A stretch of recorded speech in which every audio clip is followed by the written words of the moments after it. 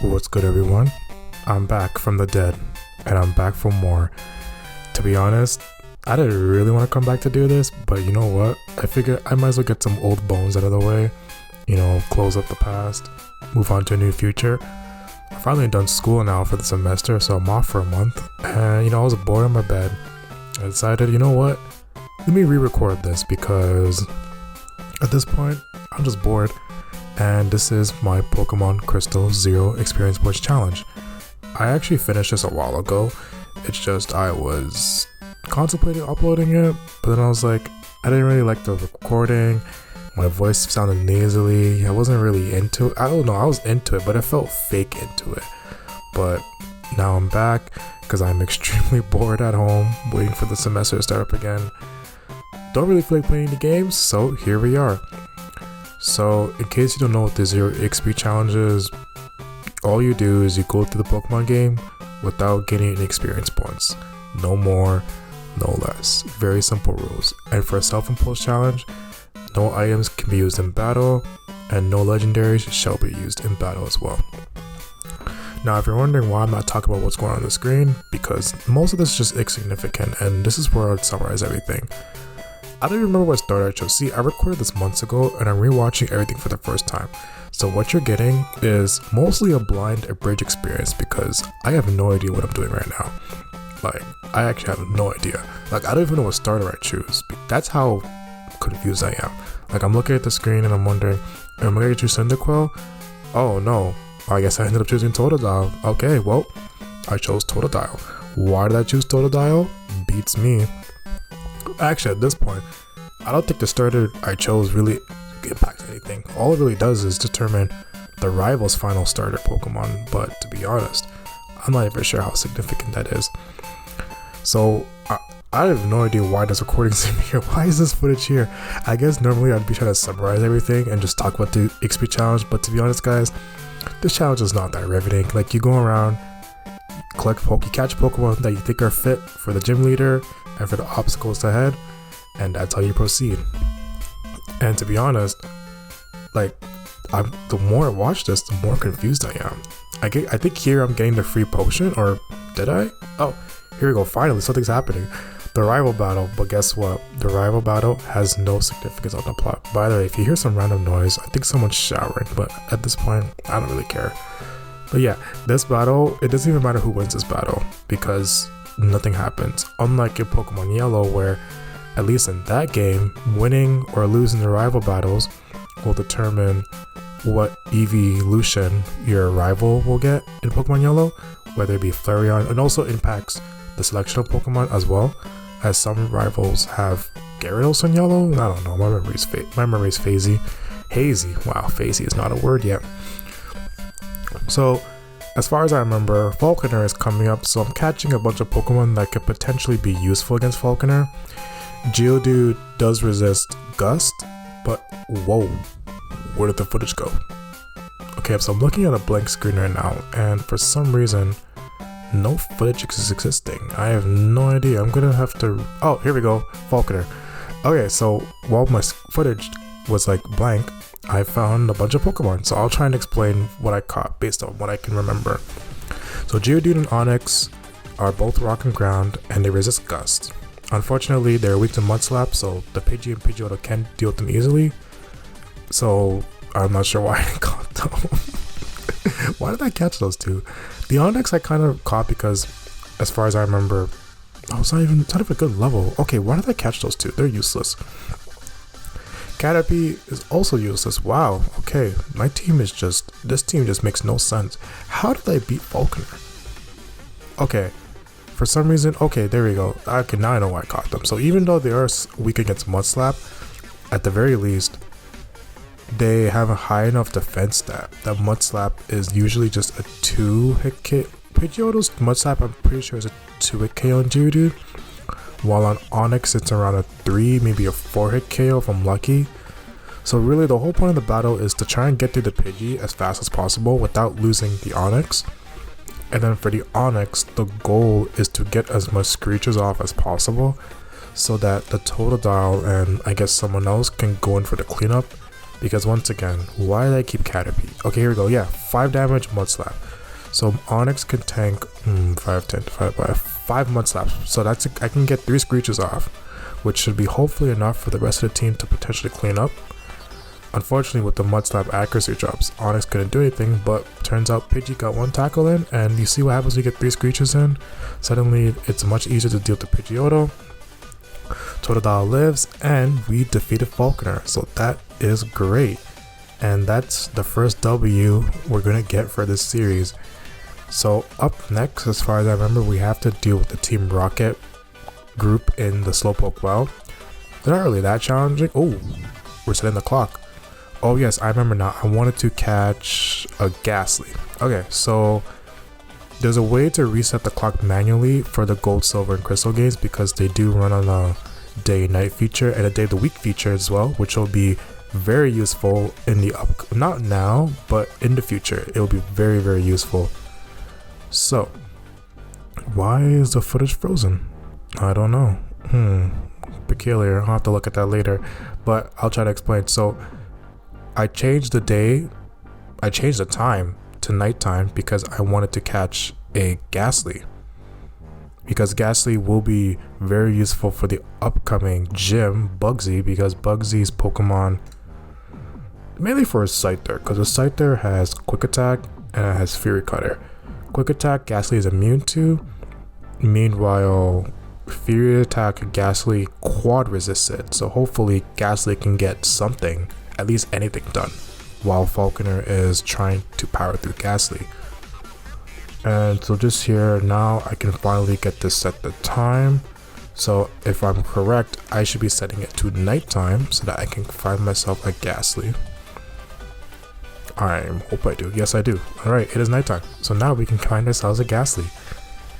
And Ghastly, I'm not even sure who else I'm going to add to the team, but I guess I could talk about some other filler stuff while we're waiting. Okay, here we go. Level 7 Ghastly.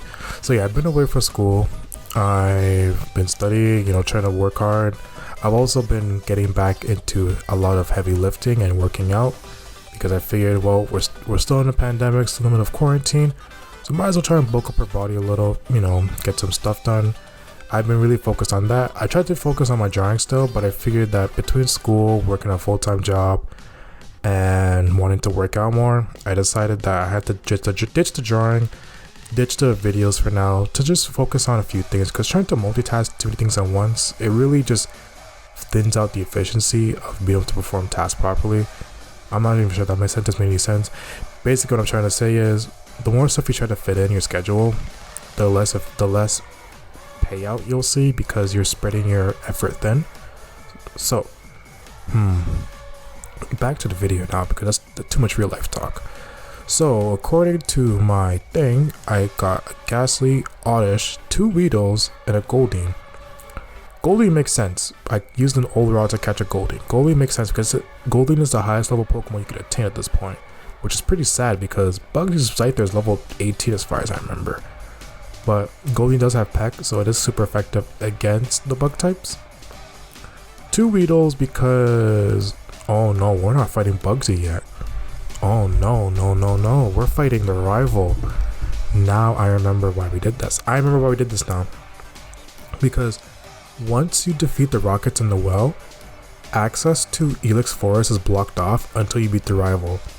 And believe me, you're going to want to catch some Pokemon in Elix Forest. That's why I caught the 2 Weedles. Now I remember, because I had a plan. Oh, okay guys. Now I remembered why I chose Totodile, because I wanted to fight Bayleaf, and you're going to see why. Because, see, the rivals Pokemon are significantly higher level. Like, the Ghastly starts off level 12, and our highest level Pokemon is 2 levels under that. Now, if the rival had Quilava, I'm pretty sure we wouldn't be able to beat him, because Onix would be the best tank against the Quilava, and unfortunately, a level 60 Quilava's Ember will at least 3-hit KO a level 8-9 Onix, so that's not going to work. And for Crocodile, forget about it. There's no way you're beating Crocodile with its water gun. So Bayleaf is the best option because, at the very least, you can poison it with Poison Sting, and the Weedles won't die in one hit unless they get critical hit by Razor Leaf, but that's only a 13% chance. And meanwhile, Oddish quad resists Razor Leaf as well, and Oddish is more bulkier than the Weedles, so the Oddish can actually stay in and stall the Bayleaf until it eventually fades from poison. Okay guys, so if you're gonna do this challenge, please choose Totodile because I have no idea what's gonna happen if you choose Crocodile, if the rival is Crocodile Quilava, but it cannot be any good. What's happening here? Alright, so the Bayleaf is the least of your worries. It's a Zubat, because the Zubat has Supersonic, which is bad because you don't want to be hitting yourself, and it also has a Bite, which is a dark type move now in this generation, and in this generation only dark types and steel types, and fighting types resist dark. And lucky for you, none of those types of Pokemon are available at this point in the game. So literally, you have no way to resist Bite. So your only option to defeat the Zubat is you can't stall it out because you can't poison it, can't resist Bite, and also flinches too, so you can get even more unlucky with that. So as far as I remember from the fight, the Ghastly is very annoying because the Ghastly does have Lick. It has Spite as well, which is really annoying. But I think, does it have Curse yet? No, the Ghastly doesn't have Curse, so that's fine. I think it would be better if it had Curse actually, at least you can get it out of the way. But the Ghastly is very annoying because it has Lick, which just paralyzes you, and it has Spite, which ruins your PP, and because we don't have a lot of moves to hit Ghastly, because a lot of Pokemon's movesets suck really bad. Mostly consists of normal type moves, which, surprise surprise, don't hit Ghastly. So you're kind of out of options when you're trying to hit the Ghastly. Like, your options are pretty limited. Like, a lot of Pokemon just can't hit Ghastly, which really sucks. And then you have the Zubat to worry about, which has Bites, so I forgot how we combated this problem. And even with the Growlithe and its Bite, the Ghastly still beats it, because not even just because Ghastly is strong, like it's using Lick, which is a physical attack. And Ghastly's physical attack is like what? 35, base 25, it's pitiful. But when you're 7 levels above your team, any move hurts, no matter what. And this is starting to ring true as our team is severely getting mollywopped by the rival. Like, I'm talking mollywopped. Even the Onix. Oh, and it's also unfortunate too that Bite is special in this generation, and Onix's special defense is pretty middling, base 60, and coupled with the fact that it has a base 35 HP, maybe 40, Onix doesn't have a good time with this battle.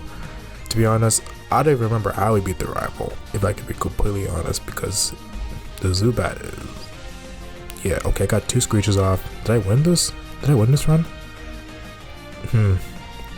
Okay, I'm trying to look at what happens. I'm looking at what happens. I'm actually curious. Do I win this attempt? Okay, well, that's dead. Do I win this? Nope. Do I win this attempt? Nope. Wow, I really just suck at this game. We just keep getting destroyed by the Zubat. It is unfortunate how badly that Zubat just keeps beating us, because we have a plan. We took out the Bayleaf, took out the Ghastly. Why am I just standing there? Okay, there we go. Alright, oh wow, oh, it has Hypnosis.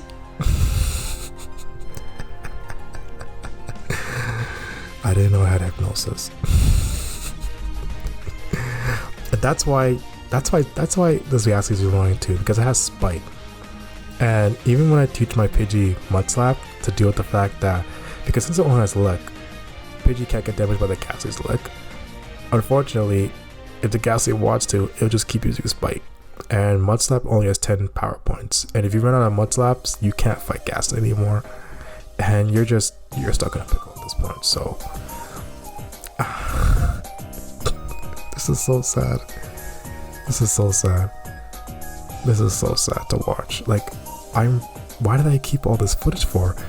I'm not gonna edit this because I'm not gonna edit the actual recording because that's too much work. So sometimes the Ghastly goes for Spite, sometimes it goes for Hypnosis.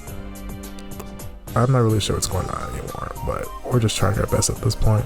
Okay, I think at this point Pidgey did enough. It just had to get its Ghastly down to low enough health. I think this is the run where we win. I think this attempt we win. I'm really hoping this attempt we win. Okay, I think we got this attempt. Wait, was that a critical hit? I wasn't even looking. I'm so sorry, guys. Well, that's a critical hit.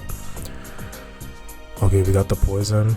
See, I think that's why I brought 2 Weedles, because as long as one of them poisons, then it's fine.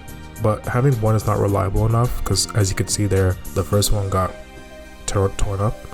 So having 2 Weedles is like double life insurance. Like, it's just good to have. Well, okay, you don't buy double life insurance, you just need 1 life insurance. But okay, having 2 Weedles is like having 1 life insurance. It's just good to have. Like, life insurance is pretty good. I don't think I have it, but you know, it's just good to have. Anyways, we got Flinch there. Pathetic for the rival and went for Supersonic.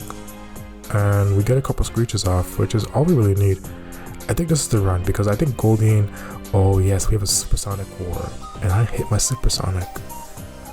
How does it feel now, rival? How does it feel to get your Supersonic hit back at you? But, oh, we did it, guys. We beat the game. We beat the rival. Alright, nice. Yeah. Look at this guy, so salty. Alright. Yeah, he hates the weak. Okay, finally we beat the rival. I remember this part. So let me try to figure out, because trust me, there's gonna be a lot of failed attempts in this cut, so I can explain my team while you can watch me fail. So we kept the Oddish because I don't know. We were subbed in Ghastly this time because Metapod only has Tackle and Harden, so Ghastly completely walls Metapod. Kakuna has Poison Sting and that other move, String Shot or Harden. So I think I send out, yes I do. Okay, that's why I brought the Oddish? Wow, what a terrible idea. I'm just chock full of terrible ideas. Okay. Togepi is there because Togepi has Charm, which lowers the opponent's attack by 2 stages, which will be pretty good against a Scyther, considering his Scyther is level 17 and it has Fury Cutter, which gets stronger the more times I use, and Scyther is really strong at this point in the game with the base 125 attack. So yeah, Scyther is really strong, and this is not gonna go well. And I could already tell just looking at it, there's gonna be a lot of failed attempts. And then I brought 2 Goldies this time because, well, they both have Pack and they both deal super effective damage, so it's like life insurance again. Well, we'll call this one car insurance. So you can see there, that's what happens when you let the Scyther go out of control. Its Fury Cutters just start one-shotting you, and all hell just breaks loose. Now, I'm looking back at this and I realized I probably could. Oh, you can't even use Mud Slap, huh? Yeah, you can't use Mud Slap. You know, in hindsight, I probably could use a Pidgey to use Sand Attack, but if the Scyther went for Quick Attack, I'm pretty sure I just want to KO on Pidgey. So there's not a lot of options with the Scyther, because if it's not Quick Attack it's gonna use, it's gonna start building a Power Fury Cutter, and you do not want it to build a Power Fury Cutter. And because it's a flying type, it is immune to Mud Slap, so no Mud Slap shenanigans for you. Yeesh, man, this is just painful to watch. Oh, I kept the switch on. You know, I remember telling myself I wasn't gonna keep shift on, but then I realized how hard this would be if I didn't have the option to switch. So yeah, because I know for my yellow, I think for my yellow challenge, I kept set on. I'd have to rewatch that, but I recognize how awful this run would be if I wasn't allowed to switch Pokemon after KOing, because I'm already handicapping myself with what, no legendaries, no items in battle. Like, the least I could do is let myself switch out when I fight trainers. Yeah, so I think at this point I'm trying to go for a paralysis, because, well, it's either I get the 20% paralysis with Lick or the 55% accuracy Hypnosis. Only problem is Hypnosis doesn't last. Lick is permanent, the paralysis is permanent, but it's only 20%. And that's what, see, even with the quad resist, like, the Scyther is getting out of control now. And I think at this point I just lose, because on the site that misses, it's just going to start one-shotting my entire team. And we don't really want that, but that's what's going to happen. And yep, it got out of control. Scyther's out of control. Yep, and there it is. We lost again. So I think at this point I could just skip the first two bug Pokemon, because Cocoon and Metapod, they're just, the Oddish is just, why did they just switch the Oddish out? There was a lot I could have done better, but yeah, at this point now I'm trying a new strategy where I just switch in a Togepi, start going for Charm, so that the Scyther will take less time to get out of control. But unfortunately, due to the nature of Fury Cutter, it's just really hard to stop the Scyther from going brazy, because this Scyther is just... See, this, you see what I mean? How the options just... Oh, there we go, it missed once. Now at this point we can switch in the Onix and start going for a bunch of Screeches, because this is what we need. I think this is the attempt we win. Please tell me this is the attempt we win, because I can't... as far as luck goes, that's the best we're going to get. 3 Screeches... Yes. No, not that Goldeen. No, wait. Okay. Yeah, I think this is the, we win this attempt. I know we win this attempt. Yep. Whoa. That's 3 Screeches. Okay. Okay. Yes. Okay, guys, if we lose this attempt, that's really bad. That's sad. Okay, there's no way we lose. He'd have to get triple crit. He'd have to get... Oh, you went for Leer. Okay, nice. We won this one. Wowzers, guys. I actually thought we were going to lose that attempt, but we did it. We won this attempt. And now we got the second gym badge. Now we can move on. So, there's a trend that's going on here. They're like, if you watch my yellow video, the yellow video was, as far as early gym leaders go, it's very manageable. Like, for example, with Brock, you catch a bunch of Pokemon and no Leer. With Misty, Bulbasaur. With Lieutenant Surge, Dugtrio. Erica, Dodrio. It's only when you start getting to Koga is when things start getting really crazy. But after Koga, the difficulty of the game just like settles down. Unfortunately in Crystal, because it's a much more balanced game, the difficulty just keeps rising and rising. And you're gonna see right here. So now we're up against Whitney. And as you can see, our highest level Pokemon is level 10. That's the same level we had for Bugsy. And her Pokemon started off at level 18. So we are at a clear... Also, that Magnitude, wow. Of all the moves you could have pulled out, you pulled out a Magnitude. But we are at a severe disadvantage. We are 8 levels below her Clefairy, and that's the Pokemon that you're supposed to thrash around. But her Clefairy is like a demon.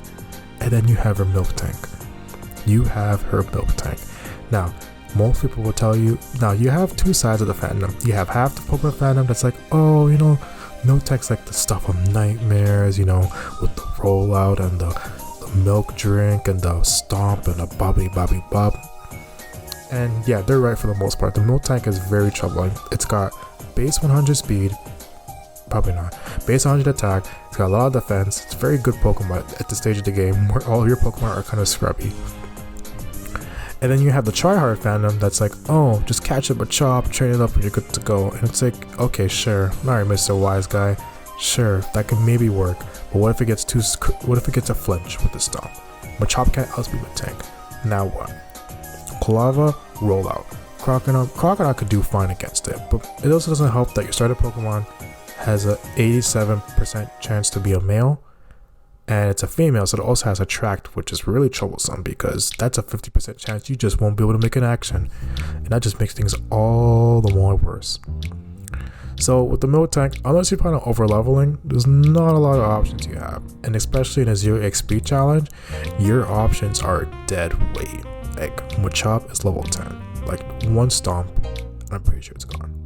Now, that's the Machop, but the Machop's still good because it has low kick, which is decent enough. I kept the Onix around because, hey, it resists rollout, it resists stomp, maybe it could do something. The 2 Goldeens, I think at this point they're just there because they're the highest level Pokemon that actually... Okay, let's stop capping for a second. I just realized something. The national park is literally the route above. I could catch myself a bunch of bug Pokemon that get destroyed by rollout, so that's not really the best option. But there are high level Pokemon available. They're just not very good. Like, what, you got a bunch of bug Pokemon in the national park.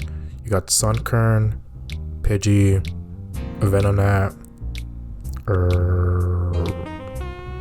yeah, I'm drawing a blank here. There's not a lot of useful Pokemon that could stand up to, not the Clefairy. The Clefairy is annoying.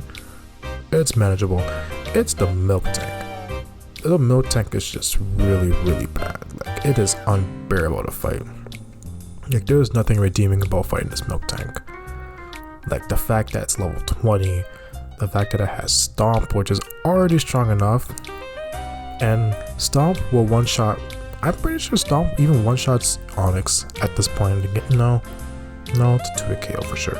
But the Milk Tank is unbearably difficult to fight. Like, unbearably difficult. And you're just seeing all these failed attempts. And to be honest, I'm not really sure what to say about these failed attempts. I don't know why I kept these in. I actually don't know why I kept these in, but you're gonna watch me fail a lot. So my rationale for finding the Milk Tank was, okay, Pineco is probably my best bet at defeating the Milk Tank. No, that's a lie. I remember now.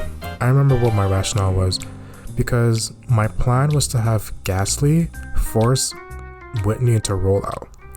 When I force Whitney into using rollout, that would mean it can't use any other action. So the plan was to have Whitney's rollout KO Ghastly, and then I could immediately switch to Onix, use a Screech Off. It'll probably KO with rollout, the second or third rollout. Okay, third rollout it'll probably KO with, so I could probably get one Screech Off. And then I could have Pineco come in, because with Pineco, see, the cool thing with Pineco is that even though it's level 10, it comes with self-destruct and protect. Protect is great because I could stop it from using... Oh wow, rollout does that much. Oh. Okay, so she just went for a rollout immediately, but... Oh, I missed a Screech, nice. Oh, I lived. Is this the attempt? No, I know this is not the run where we make it. But see, what I'm going to do now is I'm going to protect with Pineco so that its rollout won't destroy me. Hopefully it goes for Stomp.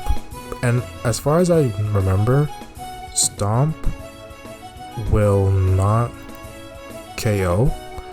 Oh, I remember now. Oh yeah, I want to go for Hypnosis. I think, yeah, Ghastly surprisingly lives the base rollout. Unfortunately, it doesn't. Yeah, I don't know. We already lost his attempt, but Stomp. Yeah, I'm pretty sure Pineco lives Stomp. Yeah, it can live a Stomp. And with self-destruct, it's supposed to do just enough. Unfortunately, Milk Tank doesn't KO from 2 Screeches.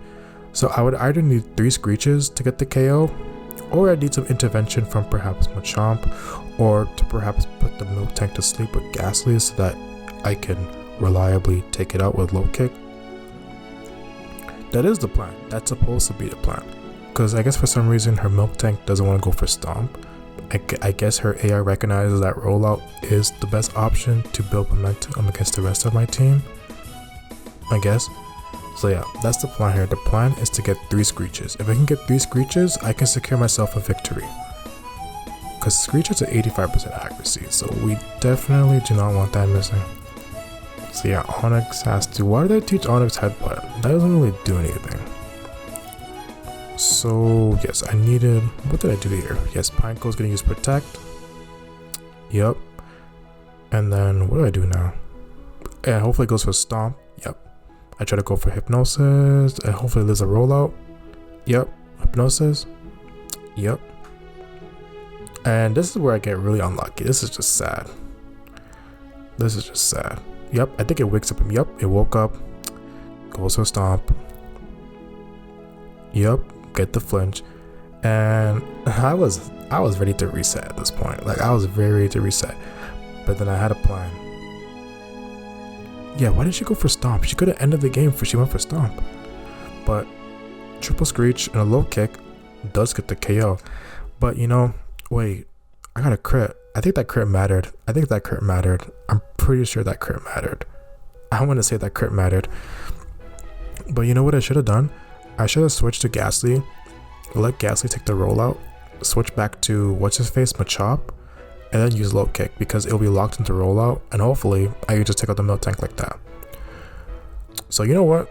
I'm gonna end this video here. I've been talking for 30 minutes now, and I don't want to waste any more of your time. So this is gonna be part 1. Normally I just wait until I get to the last gym leader, but to be honest, this video is already 30 minutes long.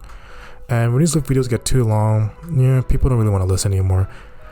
But I want to thank you guys once again for supporting the channel, for those who still watch my videos, and we will be back with some more Pokemon Crystal Zero EXP. Like and subscribe if you enjoyed the content. Bye.